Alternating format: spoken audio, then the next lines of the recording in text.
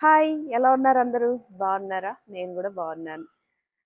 ఈ రోజుతోటి కార్తీక మాసం కంప్లీట్ అయిపోయింది. ఈ 30 రోజులు అత్యంత భక్తి శ్రద్ధలతో, నియమ నిష్టలతోటి శివారాధనలైతే నేను మునిగిపోయాను. ఏ విషయాలు పట్టించుకోలేదు. మైండ్ అంతా దైవం మీదే ఉంది. చాలా చాలా ప్రశాంతంగా ఉంది.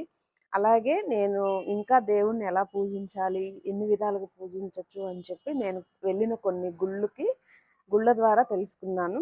చాలా హ్యాపీగా ఉంది. మీరందరూ గూడా ఇలాగే పూజలు చేసి ఉంటారు అనుకుంటున్నాను. ఎప్పుడైనా దేవుడిని నమ్ముకోండి.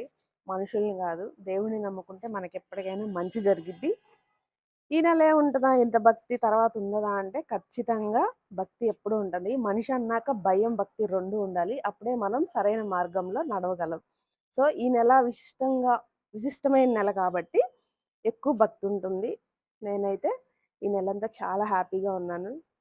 నేను అనుకున్న కొన్ని కొన్ని పనులు గూడా అయ్యాయి. ఆ శివయ్య దయ వల్ల. త్వరలో మీ అందరికీ గుడ్ న్యూస్ చెప్తాను. Okay. Have a nice day.